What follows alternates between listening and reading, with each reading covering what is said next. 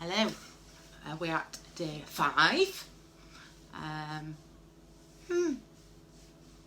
Starting to get a little bit bored. Cabin fever is setting in. Today I'm going to make back to baking today because that's my happy place. So I'm going to make, by popular request, I'm going to do a flapjack. So this is the recipe that I use. I have no clue where I got it from. I think I've kind of, won't use the word I normally use, I think I've kind of messed around with it a little bit and developed it myself. So anyway, I'm doing a cherry flapjack. So I'll briefly go through my ingredients. I have got, I'm looking at my little recipe book there, 170 grams of margarine. That's Aldi's baking marg. You can use butter, of course, but it's a lot more expensive. 100 grams of, it calls for demerara sugar. I haven't got any left, so I'm using regular white granulated.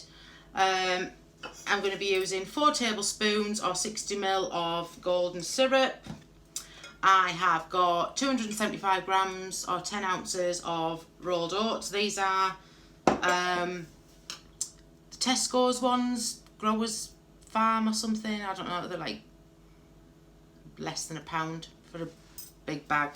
I have got 50 grams or so of glacé cherries, and I've chopped them into little quarters. What else have I got? That's it. Butter, sugar, golden syrup, oats, and my fruit.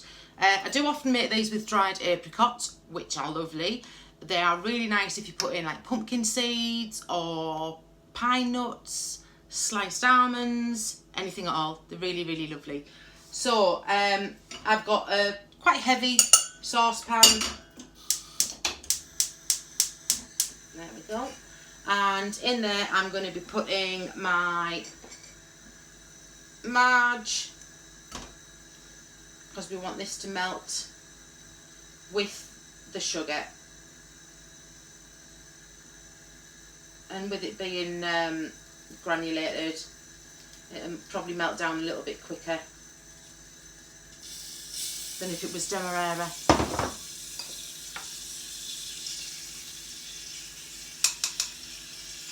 That's them, just in there. So how's everybody doing? You okay? Hope you are. I know I'm having a few wobbles, but you know, that's what happens. I guess even if you don't suffer with high anxiety like I do, and quite a lot of my friends do, my daughter does, my son does, even if you don't ordinarily struggle with anxiety issues, this can be quite a daunting time for you. I'm actually happiest when I'm in the house and I don't have to mix with people, so this is quite nice. However, I do miss social interaction, so again, another reason for doing it. I just pretend I'm talking to like one person when I'm doing these, so it's easier for me to deal with. So yeah, I'm just looking at the glorious sunshine as well. I've got no washing left to do. I've done like all the laundry over the past 2-3 days. Although I'm pretty sure that my son will bring another laundry basket of stuff down. I don't know where he finds it all. I'm sure he must change clothes about 15 times a day. So that is melted.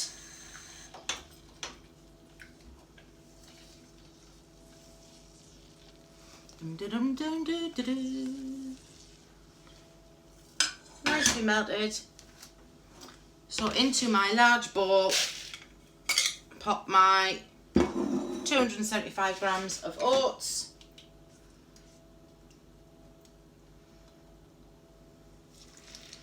pour in my marg and sugar mix, Even that on its own smells really nice. Preheated my oven to gas mark 4, about 180. So I am putting in 4 tablespoons of, 4 tablespoons of golden syrup. I pre-oiled my tablespoon as well. I did it a little more than I did the other day, so it's dropping out nicely now. If you do happen to be watching this from the States or elsewhere and you can't have, you don't get golden syrup, you can use the dark corn syrup. Works just the same.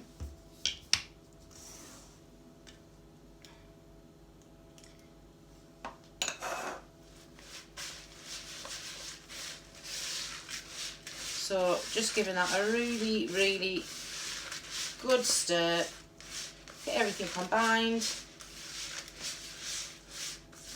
Make sure you coat every single bit of oat, and then chucking in my cherries.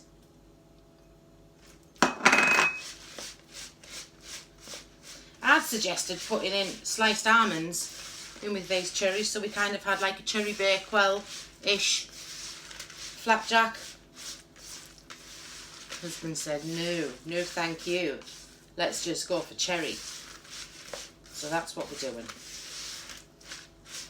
So it does feel quite loose, but that will be absorbed. The liquid will be absorbed when the oats swell. Now I've filled 2 8x8 pans. These are fab. They were free with Flapjacks butter about 5 years ago.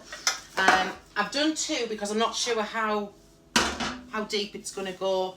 I would normally say use like a traybake tin, but this is a brownie pan. Yeah, do you know what? In the one, it's absolutely fine. It kind of, the recipe, when I usually make them, like my traybake tin is about 11 inches by 7 inches, I believe. But I think they're at my son's house. It's the only place I can think they are, because I can't find them anywhere. I've probably loaned them to him at some point. So all I'm doing is pushing this down. I greased the tin and then I lined it with grease-proof paper. There we go. So that's nice and level. Get every little bit in there. And there we go.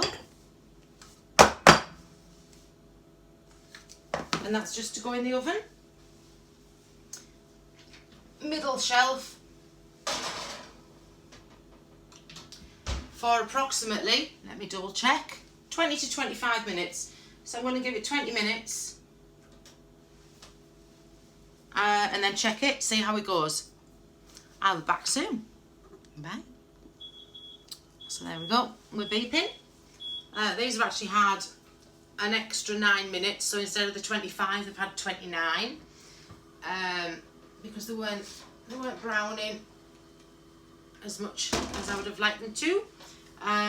So we want them to basically just start browning around the edges, and they are a nice golden colour now. So we're going to leave them in the tin to cool for about 10 minutes. 9 minutes on the brain. And then we're going to cut them into squares or rectangles, whichever shape you fancy, and then leave them to cool completely in the tin, and then we're going to wrap them and they're ready to go. Store them in an airtight box if they last that long, and enjoy. Let me know how you get on with them. Remember to check out my page, Feendish Delights. Thanks. Bye.